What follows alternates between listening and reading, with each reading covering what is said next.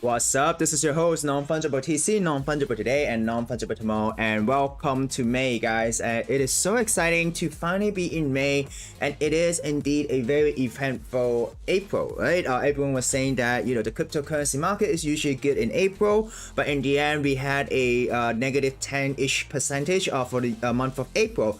So it was quite eventful, but before we begin, I want to say something, and that is I'm doing a giveaway. If you're watching this, I am doing a giveaway, and this giveaway is courtesy from Masku, who came to my channel for a interview where he shared his stories and so on, right? So in order to join this giveaway, just follow him on Twitter, follow me on Twitter, and also on YouTube. Subscribe to my channel so that you can participate in my future giveaways as well. And like and retweet this tweet, and share the good news, and comment the secret code on the YouTube video, right? So basically what happened is that on this video interview, there was a secret that we did together, right? He mentioned something like a secret code that you have to comment on the section below in order for a chance to win his NFT, right? So basically, if you're watching this video, you are in luck. I will show you like a tip. So basically, if you click here at live performance art, you basically kind of will know the secret code that you should comment here, and I will draw this live this Friday. Okay, so first thing first, I'm doing a giveaway. Good luck with you. Please participate, and also let's make this channel fun with giveaways. People can collect NFTs and also to learn something new as well. Another interesting news is, fun news is that I bought a parcel in Decentraland, so I'm now the proud owner of -88 and -47, right? So this is the parcel that I own, the Non-Fungible TC HQ. And so basically what I'm planning to do with this parcel is that for people who might be priced out, who are NFT creators or artists, right? I would be very willing to, rent you this space, and then you could display your NFT art. And at the same time, if you want, you could come to my channel to share a story. So we could, put like a snippet of the video here, and so more people could know about the channel and what I'm doing, and also what you're doing as well. So the whole purpose of this is to, support artists that might be priced out, who might want some exposure in Decentraland. So if you are one of those artists, feel free to reach out. My DMs are open. My website, my emails are all there. Just let me know if you have any ideas, and then we could collaborate. So great news on that. So this is Decentraland. So without further ado, let's look at the market, okay? If we look at the market, right now the market cap is 1.73 trillion. Still lower than the 2 trillion that we were very excited for a while back, right? So definitely quite some money have left the market, right? Even though we're still on a slightly upward trend, everything is kind of slightly upward and going sideways. Sorry. And then in terms of the last 24 hours, the trading volume is 82.08 billion, which makes a 9.45% decrease. And then, so basically what happened is that Bitcoin is still trading below 40,000. We are at 38,000. Ethereum is at 2,800.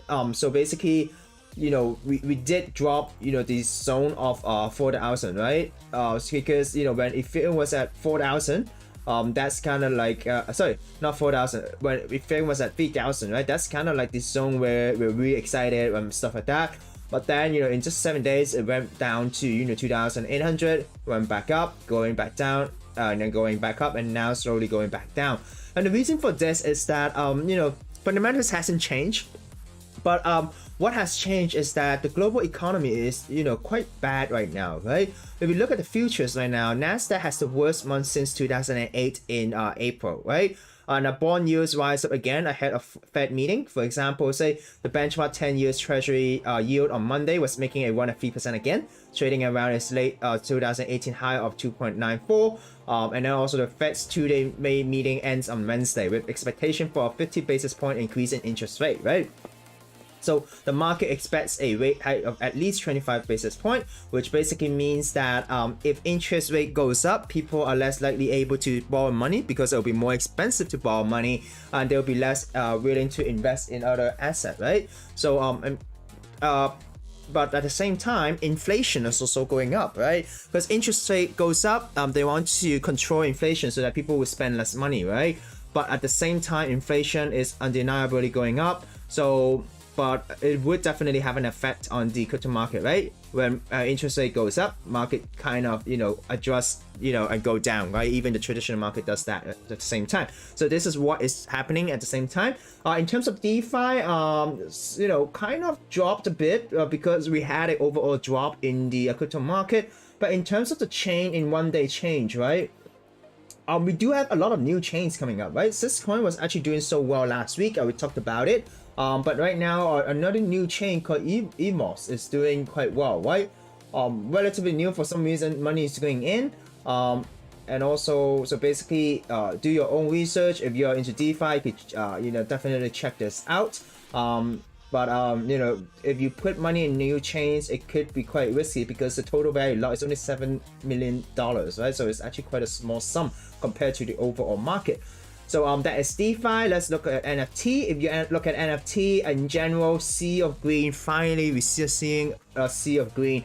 Besides the Bored Ape projects, other DEED is now trading at 4.29 Ethereum. Mutant Ape, with a 33% drop in the floor price in the 24 hours, and same for Bored Ape. So because people are, people price the drop of the NFT land deed, right? So after selling them, after the review, the price tends to go down. But as we can see, other deed, there's 4,600 new owners. So it's going to new owners as well. But it shows that the other deed, the people who has sold other deed as a profit, has brought the liquidity to other projects like Doodle, right? You see, blue chip projects like Doodle, Asuki, 46%, 25% increase, Moonburst 15%, something which is by Asuki 38%, and then actually Cyberbook is doing quite well with a 52.9% increase in the floor price. And then if you scroll down, Psychedelic is with a 42% increase. So Cyberpunks with an 845% increase, right? So it shows that the money from the other deeds, liquidity, a few weeks ago, basically everything is red, right? Because everyone is selling, undercutting each other, trying to raise liquidity for the other deed drop. Now this highly anticipated drop has ended, money is going back to the other projects, right? But at the same time, a lot of Ethereum was burned during this mint, and I'm going to share my experience. So moving on to our news, for those of you who were not aware of what happened during the weekend, Yuga Labs dropped their Otherside land deed NFT, right? So I was there and I had a KYC wallet, and I had one Ethereum prepared for gas fees, right? But around time near the end, I noticed that, hey, one Ethereum is not gonna cut it, right? You need at least a 2 Ethereum for a guaranteed mint. And I decided to, stay out. So I didn't mint. I didn't have any failed transaction. But I did learn something, and I do want to share at the end of the stream. But I want to talk about, if you do not know this, so Yuga Labs basically made 561 million in Otherside Ethereum NFT sales within 24 hours, right? So basically, what happened when they started the launch, right? Everscan was kind of glitchy because they were doing a maintenance, right? And then it kind of crashed a bit. And Ethereum gas fee, soared to thousands of dollars per transaction, which is very crazy. The max base fee were trending around 6,000 to 8,000, and that was pretty crazy. But it was an interesting experience, and as I said in my previous video, this drop is a highly anticipated drop, and I also anticipated. But throughout this drop, I learned a lot about setting the right gas fees, what you should set and things like that, and also how people see things, right? It is all psychology, right? Everyone trying to buy in, or everyone trying to get a piece of the land, and then when the network is congested for you, if you have money, if you don't have enough money, and if your money is in like your exchanges, you want to withdraw them, basically you can't because the network is congested and so on, right? So anyways, so Yuga Labs, basically the company behind Bored Ape Yacht Club, that is valued at $4 billion, made 561 million in the other side Ethereum NFT sales within 24 hours. So basically, 55,000 NFTs were minted at 305 each, which means that the other deed costs around 5,800, right? Given ApeCoin's price at $19, but now the ApeCoin has plummeted a lot, right? because it is no longer used to buy other side deeds, right? So according to data from Crypto Slam, other deeds have seen over 242 million in total secondary volume traded. But this was an article from a day ago, right? So there is still more trading right now, and they're making a lot, right? And also interestingly, this drop, right? Because Yuga Lab decided not to do like a Dutch auction, right? They think Dutch auctions are BS. They decided to do this in wave, but then in the end, this didn't really solve the gas fees issue, right? So a lot of people paid a lot because this is a highly sought after transaction, right? So some people pay like 4,000 US dollars. Average grade was around 6,000, right? So roughly 100 to 200 times normal, right? So the other side transaction has consumed over 6,400 ETH in gas fees, right? So that is around 180 million. So gas, miners were making a lot of money. But then a lot of people were blaming Yuga Lab, saying that, hey, why didn't you use ERC 721A, which is a Suki standard where you can control the gas fee? And then people were saying, hey, why don't you do this and that, etc. But I do have another opinion that I want to share. So co-founder of Syncadate DAO wrote last night that the smart contract had nearly zero gas optimization. He argued modifying a few words would have saved 80 million plus in gas fees. And actually, Vitalik had a different view, right? Vitalik jumped into this conversation saying that optimizing contract would not work because there is already like a huge demand for this project. And then they sold out this thing, and then they kind of it was a very rocky launch, right? Because people were criticizing that the NFT do not give holders full commercial rights. There are some legal implications as well, and also some of people were kind of pissed as well because Yuga Labs were blaming the Ethereum chain, saying that turning off the light on Ethereum, they think that they should migrate to their own chain, right? So basically, they're saying that, hey, throughout this exercise, we found out that Ethereum, gas fees are so high. For the people who hold ApeCoin for the DAO, it is possible that you should discuss whether we should launch our own chain, right? But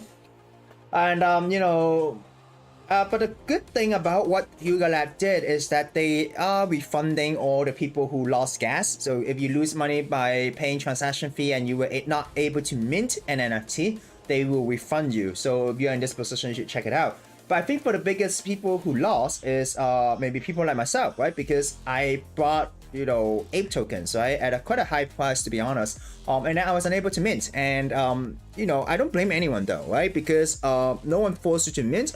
Everything is a speculation, and this is definitely something I think we all should have like a correct mindset, right? Even though if you do not mint, even though I was backholding my ape token and then the token just plummeted, right?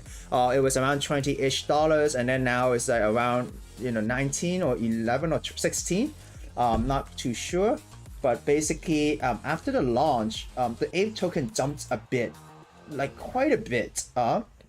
So after the launch, it was around like here, right? So people mostly bought here to trade the to mint the NFT. Boom, it just went downwards, right? Because first of all, a lot of people weren't able to buy, and also Yuga Labs reply were kind of they blame the blockchain rather than there's a way to optimize this. But as we all know, because this is such a highly sought after NFT, if there is gonna be a public mint, even there were KYC wallets, right? Gas is gonna be out of control. We all know that.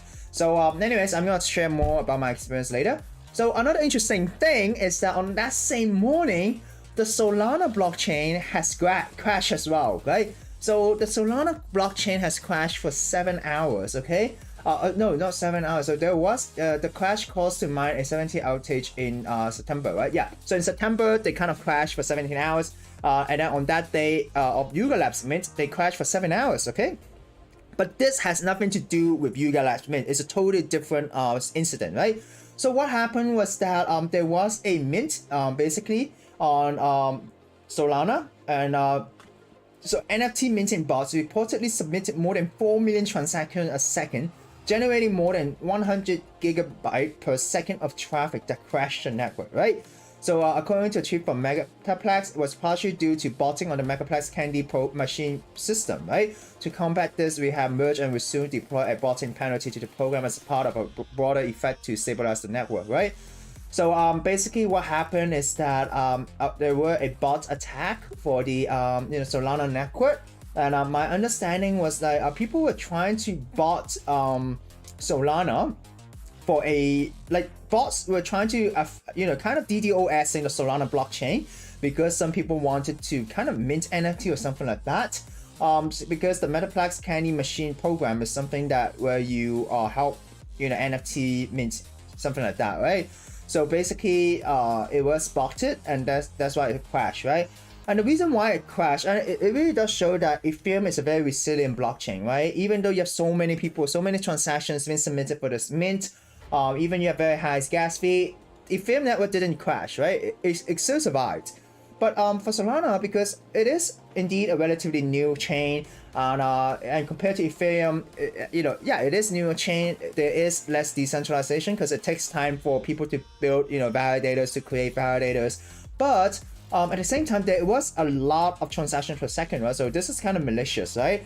So it is interesting to see that everything is still quite new. So everything, when you do something, be careful, right? Because once this happened, right, the Solana token kind of took a dip, right?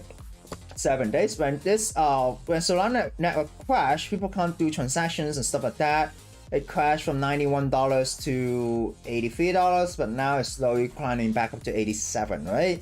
So all of this are kind of risky, and if you don't know, you always have to have this idea is that investing itself is kind of risky, right? There's no risk-free investment, and investing in new technology, things like NFTs, the blockchain is even way more riskier, right? So always be careful. So moving on to the next news, Wikimedia, which is the company behind Wikipedia, decided it has enough of crypto, as 71% decided to ban all digital asset donations to close BitPay accounts. So they do accept donations, right? The company that created Wikipedia. But recently, around 232 members, which is 71% of the Wikimedia Foundation, voted in favor to no longer accept cryptocurrency for the donation for Wikipedia. And this is quite interesting because it shows that what people see of the blockchain, right? People were saying that there's a energy consumption issue. It's not the ease of use of sanctioned individuals, exposure to crypto scams, and environmental sustainability, right? So that's why they should stop it. And also, it shows that about 130,000 in crypto donations were made in 2021, which accounted for 0.08 of the foundation's total revenue, right? So to them, it is not a huge portion, right? But at the same time, I think it's interesting because even though they made they no longer accept cryptocurrency, Mozilla, which is the company behind Firefox, also made a similar move to ban crypto donations for its Firefox browser in January, only to partially reverse the decision in April and begin accepting crypto over proof-of-stake networks like Polygon, right? So basically, this is interesting. Even companies or organizations that are receiving crypto donations would look at whether a blockchain is environmental friendly, or the community would have objection if it's too environmental and friendly, right? So that's why Mozilla is using Polygon, which is a layer 2 Ethereum solution. So it will be interesting to see whether Wikimedia would in the future use maybe a proof-of-stake blockchain, or maybe Ethereum once it moves to proof-of-stake with more environmentally friendly options, right? So our next final news, which is CoolCat, and interestingly, they announced that they are on a hunt for a new CEO. So the existing CEO has stepped down, and the founders will lead and focus on the vision of CC. So it shows that actually for projects to run, right? It's kind of like a company, right? Every NFT project is kind of like a company where you have the head of the company. At times they might retire, or they might decide to no longer work on the project, right? So the community is really important, and it also shows that the companies, the projects are becoming more and more developed, right? You have CEOs, you have different roles, not just team members, but kind of developing a structure. So I think this is interesting. So if you're holding a CoolCat, tell me your thoughts. What do you think about them having like a new CEO, and what is your experience, right? So finally, moving on to my experience with the Otherside mint. So first of all, I have to say I was really excited for this project. I set aside fund, I sold some tokens at a loss just to get enough ape coin to buy this mint, right? Because I do believe that, because if you look at my channel, I am very pro metaverse, right? Like I really believe that the metaverse could be the next iteration of the internet. And Yuga Labs did talk about World of Warcraft and RuneScape, right? Being huge fans of those genre. For me, I grew up with RuneScape, so I kind of understand what they're doing with the other side, right? But for me, I did prepare ape token. I was planning to mint 2, and I had 1 ETH as a gas fee, and I thought, hey, 1 ETH is actually a lot of money for retail, right? For myself as well, 1 ETH is like a lot of money to me. And if having like 1 ETH for gas fee, I think that's the maximum I can pay, right? But in the end, it costs around 1.7 and plus ETH for you to have a guaranteed mint. But I do have to, shout out to Yuga Lab for doing like a very great website. Really nice graphics. Does remind me of, games like League of Legends and things like that with the graphics, and all of these are NFT. And also the visions that they have, like doing the SDK, allowing people to import their characters into the upcoming RPG game. And also having really big partnerships is indeed very exciting. And I do, tweet a lot about, them partnering with Animoca and Improbable. And also, speculating the company behind this, who's gonna be building Otherside, right? So anyways, I want to talk about my experience. And I think the biggest people who lost aren't those people who try to send a transmission, like a transaction, and then failed because of gas fee when the NFTs run out, right? I think the people who lost are those people who are genuinely interested in this, were priced out of the mint, who bought ape token and then weren't able to sell the ape token when the price was plummeting, when this whole thing ended, right? And how Yuga Lab responded as well weren't really very humble, I would say, right? Because it was a successful launch in the sense that they were able to make the money that they wanted to make according to the lead deck to other VCs, right? But in terms of like, it did give a bad taste in the sense that they're saying that, hey, we had no fault. Like, it's like, we already did what we wanted to do to kind of prevent this from happening, but it still happened. A lot of people cannot mint, a lot of failed transaction, but it doesn't matter. We're still gonna compensate you for the failed transactions. But they didn't really account for the people who had faith in them, who wanted to be part of the ecosystem. And for me, I wanted to have exposure to the ecosystem, and that's why I wanted to mint. But in the end, ended up holding bags of ape token, which the price kind of dumped a bit, right? 10 or 20% is a lot of money as well. If you need that at least 305 ape token to buy at least a parcel, right? I mean a piece of land. But I do think that what they're doing is very exciting. How they're trying to allow different NFTs to be avatars to play in this upcoming game or metaverse project, and how the ape token is gonna be funding this. But I do think that it was interesting, right? Because I have great respect for Punk 6529. And Punk 6529 did some reading according to the terms and conditions on the other side, right? So basically he did some readings on NFT purchase agreement, right? So he read this, and basically he did have some interesting insights, saying that in the past, when you own a Bored Ape, you have full commercial right? You own the IP, you can use it to sell products and stuff like that. In the past, you have a mutant, you can do the same thing. But the thing is that you can't use the Bored Ape logo.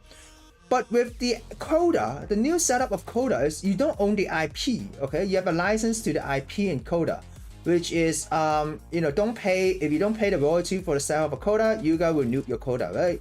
And it is written, right? They have the right to terminate the license to your art, which, or the, the other side did.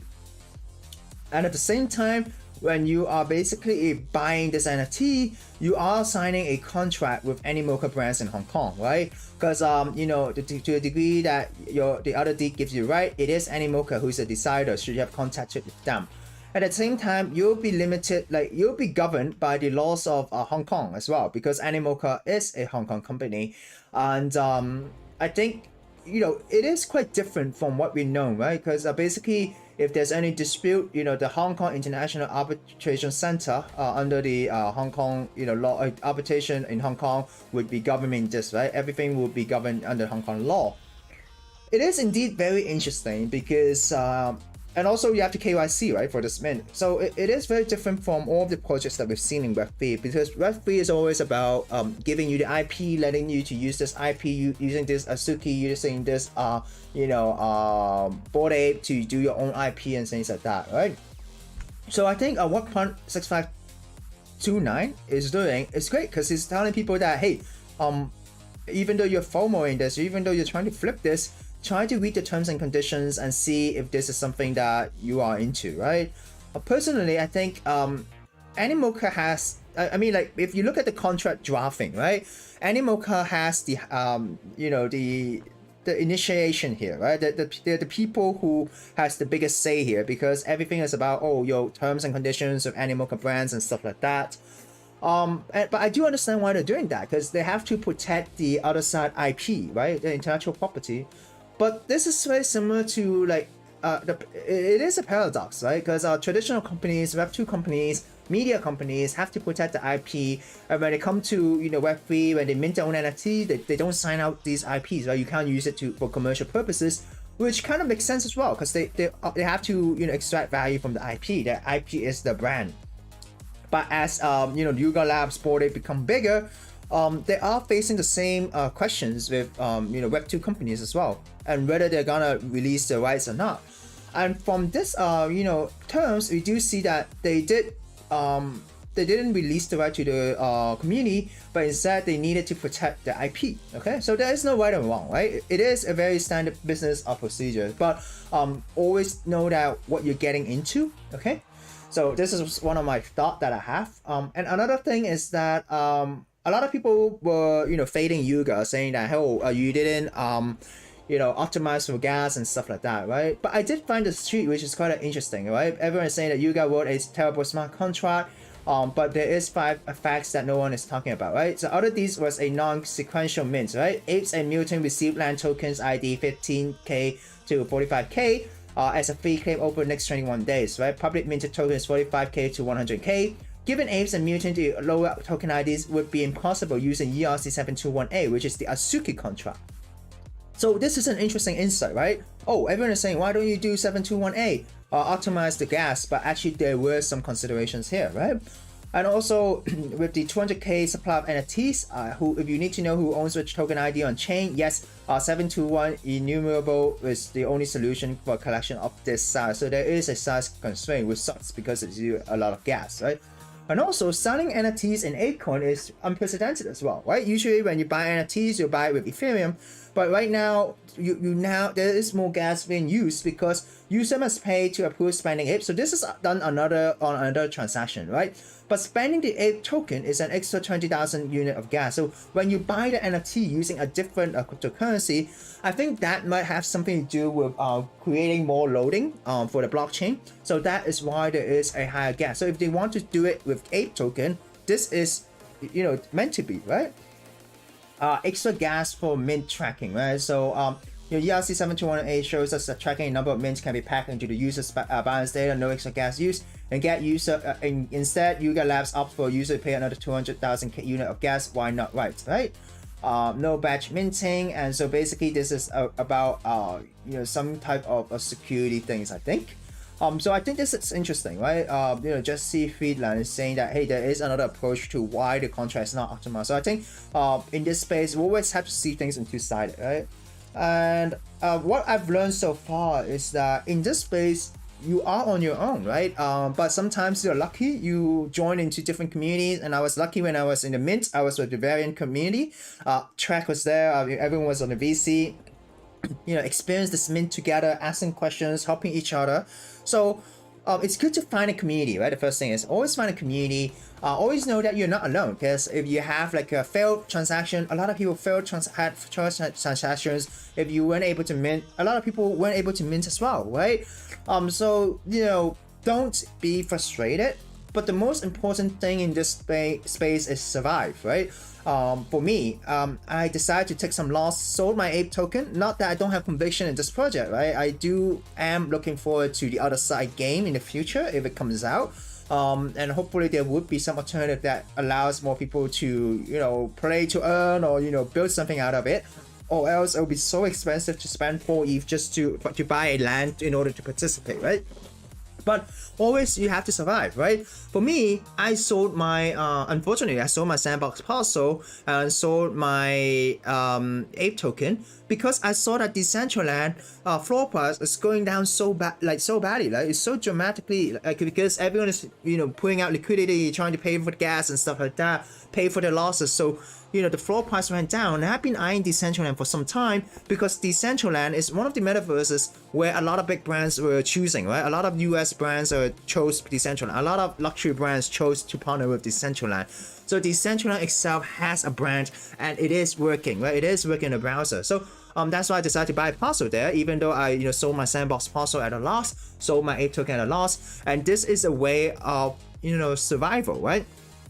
Selling some of the tokens, keep some of the tokens. Maybe in the future there'll be another mint that you can participate that is as high like this one, right? There is always a chance in Web3, but if you quit, if you give up on this space, basically, I know it feels bad, right? If you can't mint, I definitely feel that. But if you give up, then you don't give yourself another chance. So always remember to survive in the space. If you can take profit, take profit.